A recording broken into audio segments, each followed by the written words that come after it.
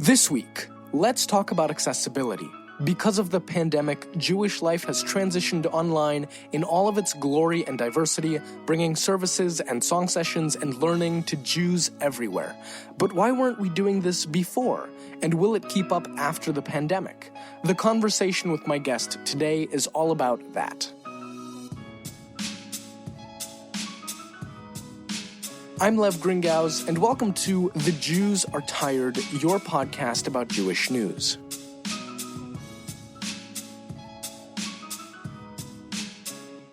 So my guest today is Allison Darcy, a grad student and writer who lives in rural North Carolina, where there isn't exactly a lot of Jewish life near her, and her ability to go to a synagogue, for example, is also constrained by chronic illness. I learned about Darcy when she published an op-ed through the Jewish Telegraphic Agency a few weeks ago, which made its way around the Jewish corners of social media.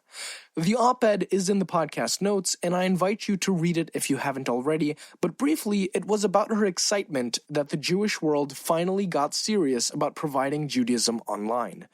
There was also this underlying question of why did it take a pandemic to bring the kind of brick and mortar vitality of Jewish community online for everyone to have access to it.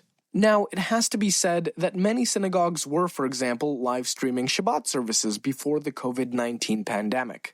But Darcy points out that on the whole, a lot of these streaming or online efforts weren't super great and lacking the kind of personal touch and interactivity that something like Zoom provides.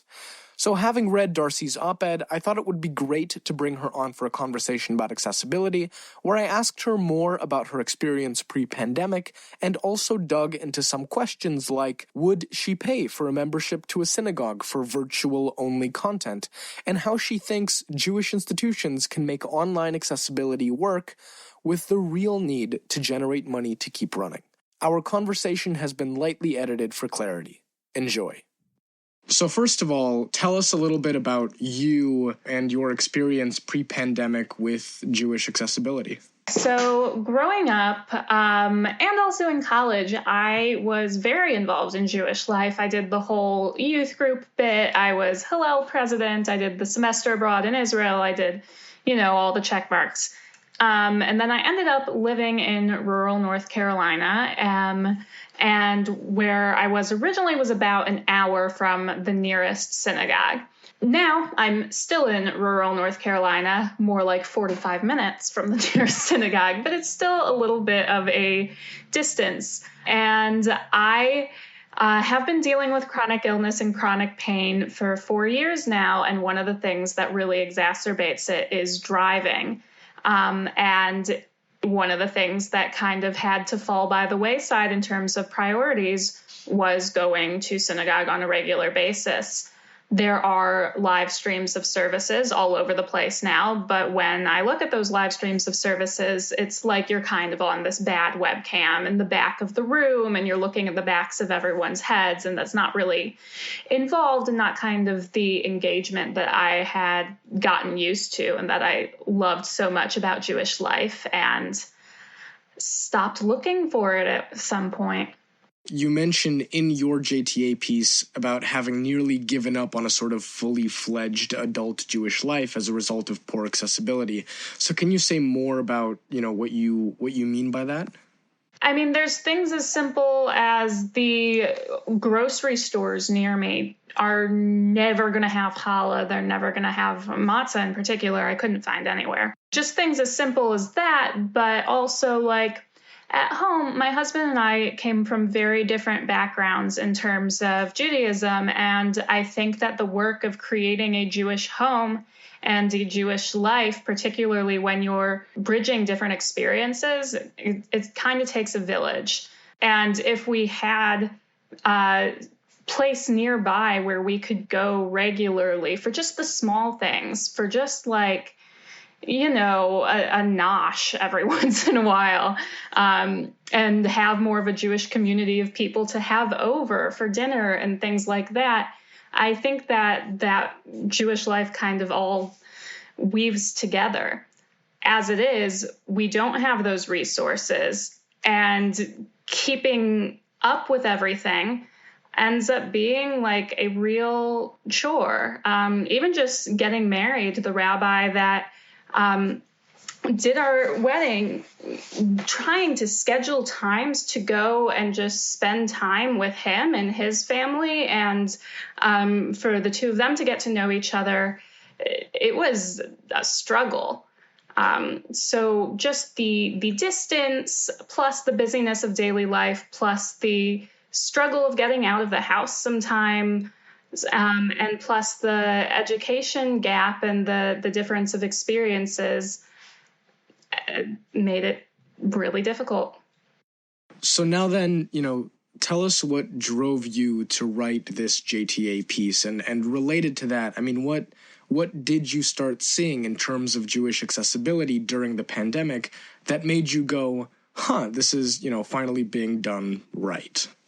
Yeah, so then the pandemic happened, and we were all at home, and I'm online trying to find various ways to connect with people. And I came across, well, it was actually put on by a camp group I'm a part of. There was a song session, and I decided to log on to it, and was sitting at my computer with this chat box going by of 100 different Jews from all over the place saying like, oh, like if you don't know the lyrics to this one, it's 999, and the Jewish inside jokes. And I'm sitting alone in my room, like singing out loud. And it was beautiful and wonderful. And I felt involved because the person leading the song session was talking to the camera. It wasn't somebody way off in front of me.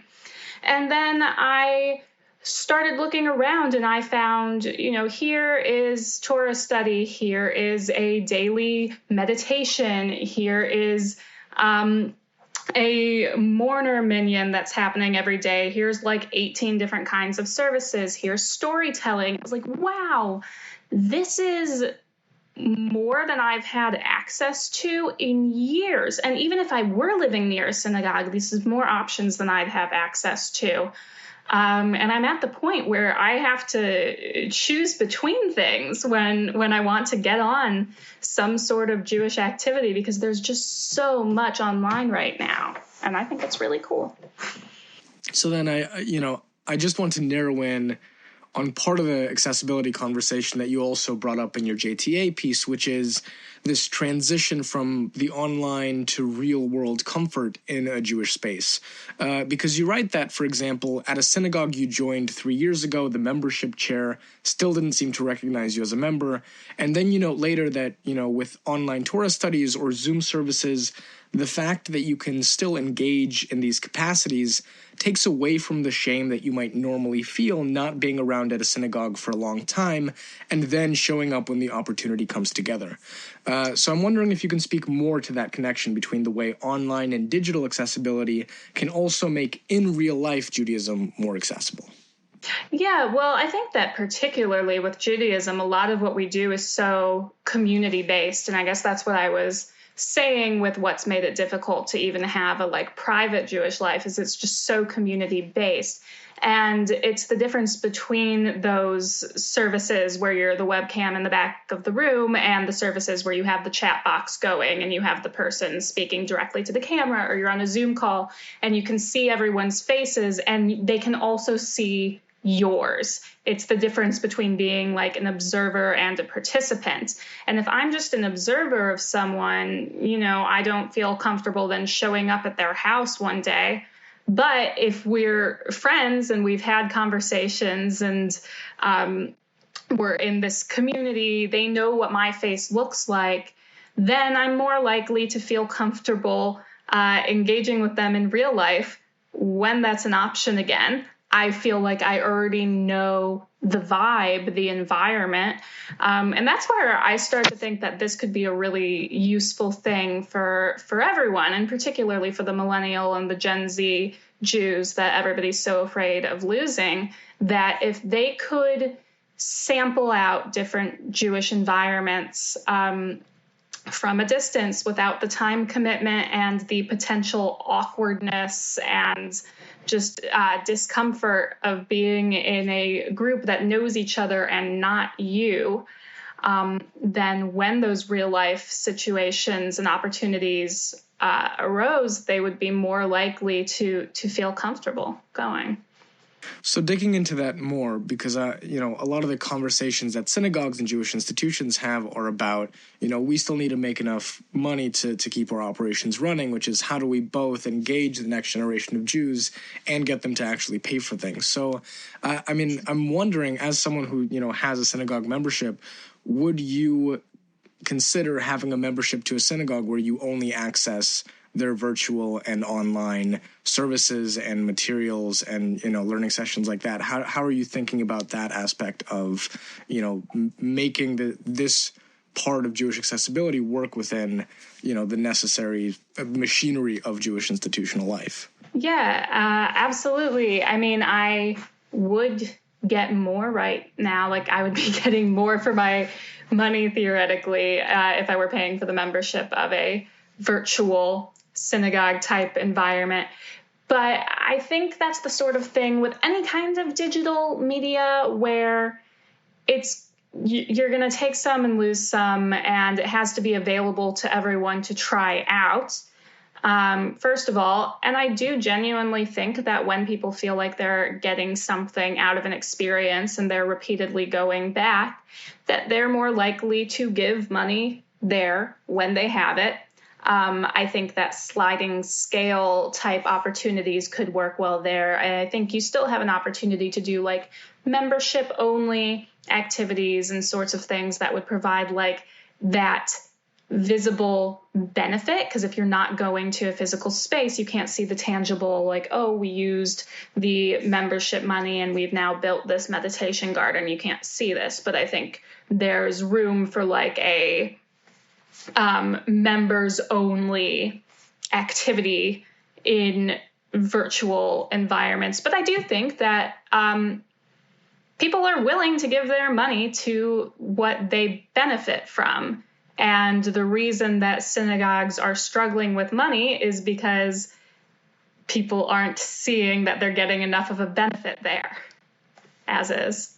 So then, building off of that, I'd love your take on sort of where we go from here in terms of Jewish accessibility. I mean, do you think that now that the Jewish world is doing accessibility, online accessibility, mostly right, that it will largely keep doing that even after the pandemic? Or do you sort of naturally expect some sort of slide back to the way things were before the pandemic once this is all over? I mean, in a larger sense, what do you imagine comes out of this? It's definitely going to slide back. I don't think, I'm hopeful it won't slide back all the way. I'm hopeful that online opportunities will still be there in many forms. And I think particularly with organizations that cater more towards youth, like Wilderness Torah is doing this virtual village 3 times a week. And it seems like an organization like that may see the benefit in continuing it.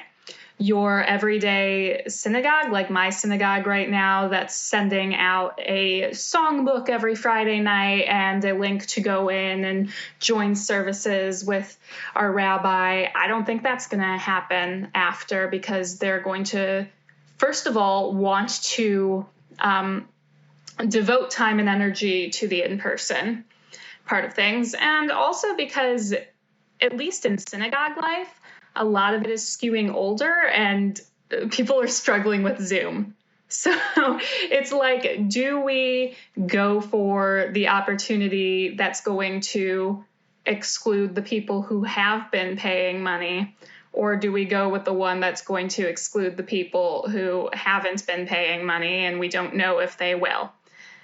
So yeah, I'm hopeful that there will continue to be opportunities and different activities going on. I don't expect it to be nearly as active as it is right now. Interesting.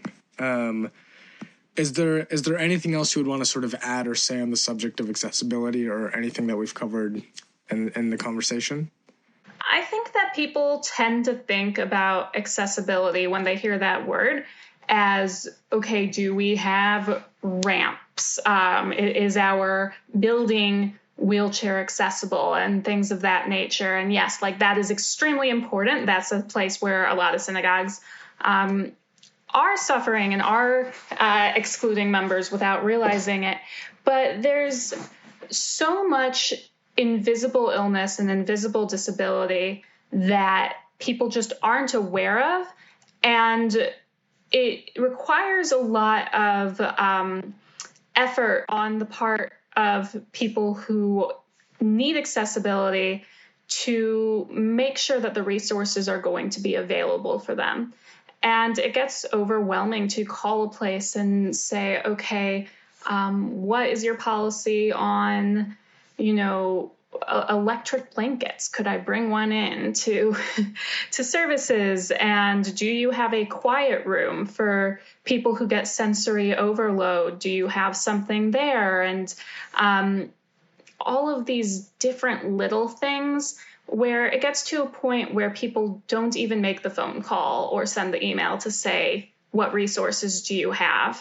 Because that's exhausting and it's a very vulnerable space to be in. And I think we have to meet people where they're at, and providing virtual opportunities, particularly to those of us who have been engaging in isolation for a long time. This isn't necessarily new to us the way it is everyone else.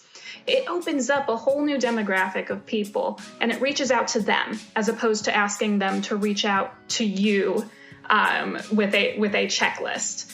And I think that's how we involve people, is we make things as easy for them as possible. Great. Thank you so much, Allison Darcy, for taking time out of your day to speak with me for this podcast. I think this has been a great conversation. Yeah, fantastic. Thanks for having me. This has been this week's The Jews Are Tired podcast. I'm Lev Gringauz. Don't forget to subscribe and share, and hopefully next week, the Jews will get some rest. The Jews Are Tired is a product of Jewfolk Inc. For more information, go to tcjewfolk.com or email the show at podcast@tcjewfolk.com.